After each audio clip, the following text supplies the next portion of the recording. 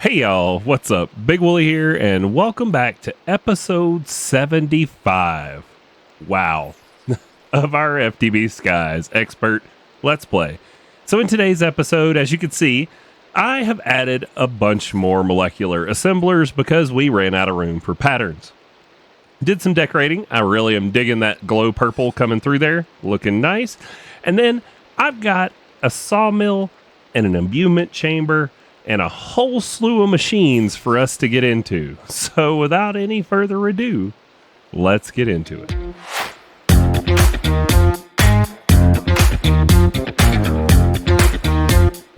So as we discussed in the intro, we had already talked about the fact that, we were only using half with the, 16. So we had to split it off, bring a dense cable a little further down. Don't forget your cable anchors to keep these two from touching, or you'll be out of channels when you get down to the other end. And here we have it. So another 16 molecular assemblers added to our auto crafting for patterns and whatnot for just regular crafts. I did a bunch of other stuff in between this episode and the last episode too.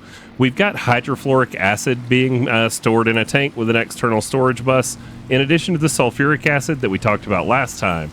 I have put a bunch of mechanism craft speed and stuff upgrades on AutoCraft and upgraded a bunch of machines. I've upgraded them so much that, as you can see, we are actually out of sulfur. So it would be potentially nice if we were able to figure out a way to speed up our resource gen for some of these things that we need. Like, it would be real nice to have more sulfur coming in, but that is not what we're doing today. Found the orphaned latex processing unit that wasn't making us anything, so now I've got it going into a drawer that's going to just, we'll do a standard 2K stack of tiny dry rubber. We'll be able to put patterns in for turning that into the smeltable version and getting us, what we need in our system. So just wanted to go ahead and show y'all got that tied in. Let's see, what else did we do? We added the upgrade matrix, which is just a doesn't care about temperature thermopneumatic processing plant. Well, it has to be above 0. So you can't leave your insulation off and it'll stay warm enough. And then we're exporting water in latex. It just needs pressure. Tied this drawer into that drawer controller, so they're accessible, and I put a downgrade. So it's only going to make a stack. It'll just keep a stack of them made. Now, I also have stepped up our power game. So let's go take a peek at that. So back over here at the old base, like I said, there's no real need to move it. It doesn't matter where our power's getting made. But I made 2 more advanced diesel generators, and that gets us almost 5 full rings. Not quite. We can't complete them. We are 2 short of 5 full rings of netherite magnets. Now, what does that do for us for power gen? Well, let me tell you. 57 kFE a tick. Awesome. You look right down here. Yep, it's taking in 57.01 kFE a tick. So we still aren't exceeding the throughput of our ultimate energy cube, which if we start exceeding that on magnets, we may have to reconsider and do the flux plug directly there. But I do kind of like having the buffer on this side. It really doesn't serve anything other than being a little extra battery. But there we have it. Now, you'll notice down here, I cleaned it up. I went through and I checked all the GPS data cards on this side of the base for ones that were going to machines that no longer existed. I cleaned them all up and we ended up with just 1 energy transfer node on this side. And that's feeding our wither and some of the stuff out at the spaceport, things like that. These couple machines right here are actually getting fed via a cable that's going way up and over for absolutely no reason anymore. We should be able to just tear this down and bring it straight across, but I'll make that a problem for another day, Wooly. One of the GPS data cards goes right here to our energized smelter that is, processing everything. Speaking of these guys, so in the end of the last episode, we were looking at needing to get into blaze fiber, and those things have to be chomped by these Sir Chompsalots. So what I'm thinking is, if I can set up the extract card that sends over here with a crafting card, And then we can set this other one up that was using for space ores, but I could set a filter in here. It's kind of what I'm thinking. I haven't tried it out yet. It is actually not on my list of things to do today, but maybe we'll get to it. Maybe we won't, but I wanted to talk about it while we were here. But I'm thinking what we can do is we can put a pattern provider on that ender chest over on the other side, and we can tell it, hey, send this mage bloom fiber through, or the mage bloom, and you'll get the fiber back. Now, it won't be like immediate, because as you can see, there's stuff kind of backed up in that chest, so it's kind of luck of the draw how quick we get them. But I'm thinking maybe we set it up on like an export bus on a drawer with a crafting card, and then it will just keep 64 of them stocked, is kind of the thought. But just in case I don't like ever get back to doing that on camera, I wanted to go over that as an idea for you guys. Now, what else did we do? So we cleaned all this up. We cleaned up all that. We tore down all of the machines with the exception of this liquid ethylene, because right now, I think this is the only place we're making it, and we're not using a lot of it, but, you know, we've got quite a few buckets here, so we'll process through that. Now, back to the other base, and let's get into the meat and potatoes of today's episode. All right, so one of the things that I'm having some issues with in the system is right now we're telling it to use those saws that we were using at the very beginning to strip the logs down so that we can get our planks, because, you know, this is expert mode and we can't just take a plank or, you know, a log and turn it into planks. So what I wanted to do is toss down a sawmill. So this sawmill will do everything for the saw. It's from Mechanism, but it runs off RF, and we don't have to worry about it breaking or replacing it, or the recipe just bugging, because sometimes recipes do that. So here we go. Precision sawmills is going to go right there. We're going to go to items. We're going to clear all of it, and we're going to tell it that it can input and output to the top with auto eject on. Now, pattern provider right on the top. I don't know if y'all caught that, but I carried power over that's underneath the mixer we set up last episode. And then we are on the light blue line. Let's go ahead and just grab out a piece of smart cable. And now we should have a pattern provider tied into our sawmill. So this is twofold. We can't just put the recipe in. We actually need to take out the recipe that we're having issues with, so that it no longer interferes, and it'll just send everything to the sawmill to be processed. So let's find our stripped log recipe and our plank recipe. So there's the planks. We will take them out. Let's just put in another one there in that hole. And then the stripped log also, and then we'll bring another one over from the end into there just so that we don't have like random holes. All right, so these two recipes are going to go away, and we're using spruce, which is the wood we talked about when we set it up at our storage here. So clear these patterns, okay? And then now we need to tell it how to do it in the precision sawmill. So we need planks, spruce, so spruce planks, and there should be a precision sawmill recipe, and it should have one for the logs. So the logs right there are going to give us 6 planks and sawdust. Now, the sawdust is not a guaranteed drop. The 6 planks are. So we're going to tell it 1 log equals 6 planks, and we're going to put that in for the precision sawmill. So if you come over here and you look at this recipe for the sawmill, you'll notice that there's a 25% chance for the sawdust. So if you tell it that, yes, you're going to get a sawdust, it will hang up waiting on that sawdust, and it will be unable to craft anymore because it has not gotten the sawdust it's expecting back. If we just tell it, you know, who cares about sawdust, it doesn't know that it's coming back from that machine, and it doesn't sit there and wait on it. So make sure you clear that out of your recipe, or your system will hang up on trying to make those. So there we have it. Now we have spruce planks replaced, and we should forever be able to craft all of our log recipes without it getting hung up on waiting on the saw to come back, or, you know, whatever it does with the saw. Comes out weird. So next we have the blaze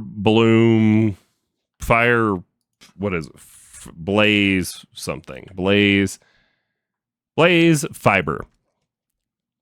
This needs to be made in an imbuement chamber, and I kind of thought we could do it the same way we're doing our source gems out here. which is we're just having an export bus export the lapis, and then we have a drawer tied in that just limits it. So it'll just fill up the drawer and sit there. And I thought that sounded good for this fiber, but I don't think that we're going to need 2K of it. I think we're just going to put a storage downgrade in it. I say I think, but I actually know, because that's what I'm planning to do. So we're going to carry over a channel here on our magenta line, because we've got about 8 channels left on that. And yeah, so we're going to toss it back here. It'll be in range of that drawer controller. It'll work out great. Actually, we don't need this that low. Cool. All right, so I tried to draw power over, but yeah, so it's just we're just going to come up and over, still staying on the magenta line. But here's what we're going to do. We are going to put the drawer underneath it, right there. And then we are going to put the imbuement chamber here. And we're going to put the export bus onto the top of the imbuement chamber. We're going to tell it that it can export Mage Bloom fiber. Do we have any in storage? Mage. We do. Okay, so you're not liking it because you don't like having items in from the top. So let's just bring a cable over and try this again. Mage Bloom Mage 5. There we go. Now, can you export it now? Is it not? Oh, it might not be letting me put it in because we don't have our pedestals. Please hold. All right, y'all. There we have it. So we added our arcane pedestals with our reagent. No, what is it if it's not consumed? Catalyst. Wait, no, a catalyst is consumed? I don't know, either way. The things you got to have on either side. Once we put the pedestals down with those two on it, it started exporting our blaze fiber, and we have pulled one out, locked it, put our storage downgrade in. Now the last thing to do is we are going to tell it that it's going to pull from the up. And if we put this in here, since the drawer is locked, it won't pull the Mage Bloom fiber out. It will only pull the blaze fiber. And it'll stop exporting this when it gets to a stack of blaze fiber. Now, currently, we don't have enough Mage Bloom in there, but I did have some Mage Bloom that I was trying to get over from the Crusher guys at the old base, and I forgot that I need to put it on a filter to be able to be picked up by one of these 2 storage chests. So let's hope that it hasn't despawned, but I bet you the stuff I sent over here to get chomped by them has already despawned. I meant to do it while I was over here talking about it and totally forgot. Yep, it has despawned. Okay, so we need to add to this drawer right here, Mage Bloom fiber. Oh, this is the one where I've got to have some. All right, well, let me go get some. I'll be right back. All right, so we're back with our Mage Bloom. I'm actually going to take out these dust because we're no longer processing our space dust that way. And we're going to use this for stuff that needs to be chomped by these guys, because like the Mage Bloom fiber, the only way to process it is with one of the Crusher spirits or a couple of other things. But we already have these guys set up. And so what we can do is, like I was saying earlier, we will add a crafter to this chest on the other side, and we will be able to export it, but we need for there to be a way to pick it up and get it back, and we already have a pair of these chests that we were using for something else, so we're just going to repurpose them. So let's head back to the other side, and let's go tie that in. So if we come back over here to the other side, I don't know if our chest that goes with that pair is here. There it is, right there. White, purple, white. So this is what we're going to use to get things back into the system. And I can actually just toss this one right here. There's been an empty spot on our input into our storage controller. So we'll be able to put that right there. And then we're going to need to come underneath, and we're going to need to grab out this, and we're going to need to tell it not to change the color. We're going to tell it that it needs to suck into the storage, and now it's like full of random crap it pulled out of all the other drawers, but that's fine. But that means that anything we add to that filter for the Sir Chomp-a-Lot guys will get pulled back in. Now, let's double check our channels. That is a dense cable. Yeah, so we've got dense cable all the way to right there. We're only using 4 of 8 on this bottom. We have a channel. So let's grab a pattern provider.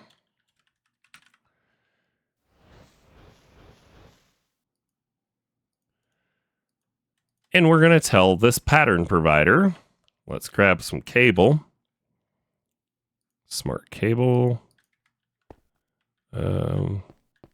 Yeah, we'll just come right here and here. And then, well, we don't need 2 cables.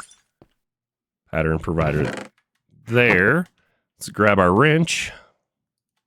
I think click it once on that side, once on this side. There we go.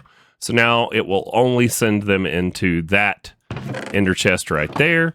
And we're going to head upstairs and tell it how to utilize that. Oh God, I turned it. So up here, if we go to Mage Bloom Fiber, you'll see, actually, the only way to process it is the Crusher Spirit. So if we tell it 1 Mage Bloom equals 1 Mage Bloom Fiber and go, now we can come over here and we will see an ender chest. Does it show us the color? I think it might actually show the frequency, the color frequency. That would be cool. But anyways, so there we have it. Oh God, Luke B, get back here, B, with our freebies. We need Godforged pearls. Come here. I have learned that if you can corner these guys, so like what I like to do is bring them over here, because you know how like the little things run away from you? So if we get him to kind of settle, if you push him into a corner, he'll like, you could stand close enough that he'll drop them and the things go straight in your inventory. So we'll just stand here and chill with the bee for a second. B1 with the bee, give us Godforged pearls. Sweet, another Godforged pearl. Toss that into our backpack, eat up, and where were we? Oh yeah, we were going to test our Mage Bloom fiber recipe. So we added it to that chest. Let's see if I tell it to make me 20. Now, we can go first and foremost, see if they are going in to the chest. And they are. Now, if we go to the old base and we go check out Sir Chomp-a-Lot's,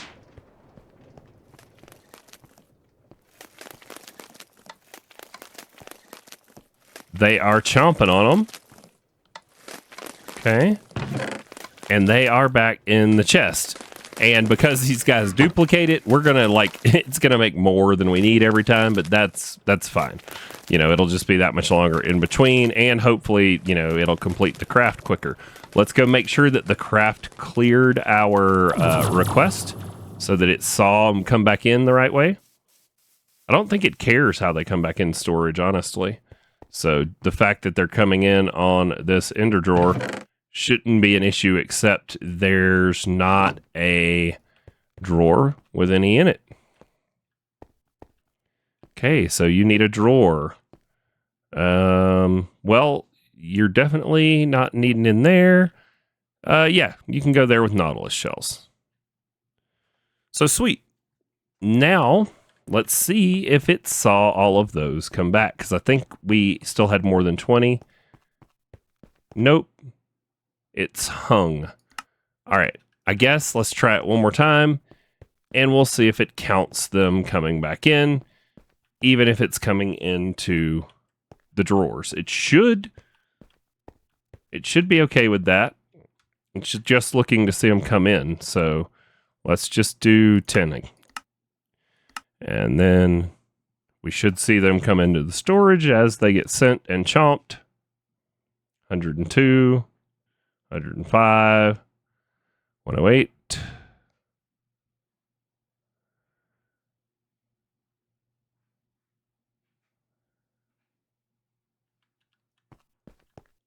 Is it not counting them because it's not coming back in through AE2?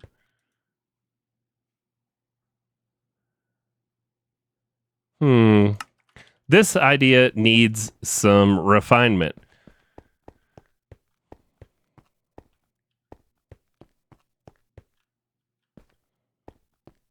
But at least we have a way to make them for now, and that should get us to a full 64 stack backed up in here and in here, or one more in here. So that's the goal, is to get this up to 64 and have it stop for now. So why did we need to get those fibers done? We need to get those fibers done for the next tier of power. So we need to pick up the pace on how quick we're able to make our flux infused gems, because the flux infused gems right here, these are our next tier in fuels. They're kind of the gateway to the last tier. So we're going to need to make flux infused oil in a advanced mixer with crude oil and a flux infused gem, and that'll give us flux infused oil. We're going to send that through a refinery controller to get flux infused diesel, which, as with every other tier of diesel, going to get us more stress units per thing burned, going to be able to step up our power generation, add more magnets, add more coils, and just ramp up how much rotational force we are making. It'll also give us access to liquid benzene, liquid ethylene, and liquid carbon dioxide. So that will replace our liquid ethylene setup we still have back at the other base. And it's going to be the gateway to the final tier of fuel, because we will need this byproduct, liquid benzene, to be able to be turned into benzene gas. Or wait, no, liquid benzene. And then that goes... Where do we go for uses on it? It gets used somewhere. I thought it was with the cryofuel. Maybe I'm mixing it up. But anyways, I think we need that benzene for something. But maybe we don't. But the ethylene will be good. But we need the flux-infused diesel. That is the main thing we need off of that. And the other two, if we need them, great. If not, we'll just void them off. So let's take a look at this. So with the flux infused and liquid oxygen, it's going to take us up to a stress capacity of 1524 rotations per minute, whereas right now on ours we are getting what are we at? We're force infused diesel uses. We are at 1,000 stress capacity, so it's going to add another 500 RPMs of stress capacity for us to our create setup, which definitely will allow us to complete that last 2 spots for our current magnets, but we still have another 38. So if we break that out, that is another 3 sets of coils, and that would bring us to a full 8. I don't think, from what I understand, that you can link any more than 8 coils to one set of brushes, so that would probably be why they gave us this. This would be one full setup of netherite magnets when you get to the point where you have the stress capacity. So that is really, really exciting for the future. Now, what does it take? Can we go one more tier? Let's go take a look. It looks like I forgot that I added all those recipes the last time, so let's hit go and see if it gives us any problems.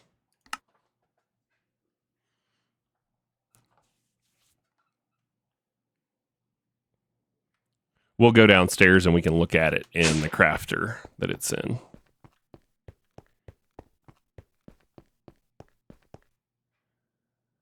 Right now, it is crafting a blazing crystal, so we could go watch that over here in the power section. Oh, it's not going to be able to take the blazing crystal out because we haven't added it to our filter. So, blazing crystal. There we go.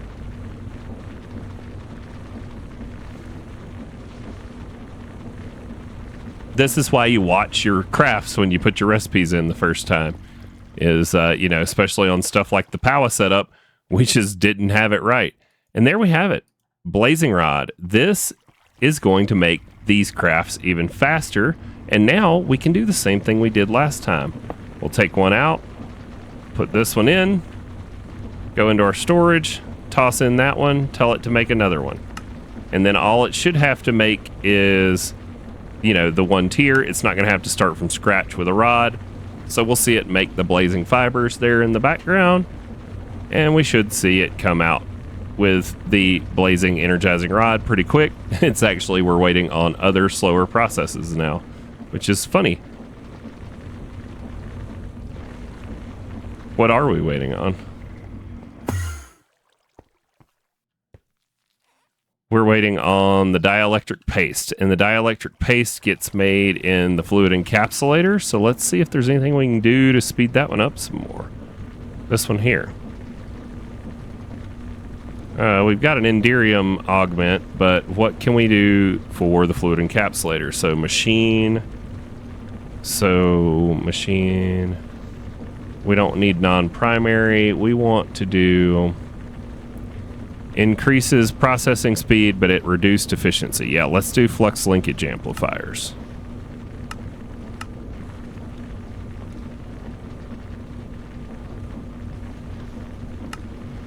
Okay. Is there a use for these? Is there like a higher tier? Nope. Okay. So let's put one of those in. And that should help speed it up some for the next time. Now it looks like it just completed, so we'll do the same thing. You guys get the idea. It always looking, you know, for the opportunity to improve your processing speed on stuff with your automation. The faster you can get it automated, the less time you're spending twiddling your thumbs or getting sidetracked if your name is Big Wooly.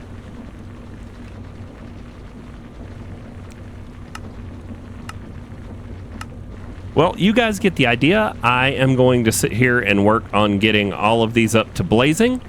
And that is going to bring us pretty close to what I think is a good episode. So in today's episode, we got our blaze fibers automated. We got our sawmill set up. I took you on a tour of all of the upgrades. And yeah, we did so much in between episodes this time. We chased some bees. That was fun. And I just want to say thank you guys so much for the support on this series. I'm noticing a trend that we're, you know, probably nearing the end of what people want to see, but I personally want to finish the pack. So that's what we're going to do. I am looking at some options for a potential new series on the channel. So look forward to that coming in the very near future. And we will see you guys in the next one. Bye-bye.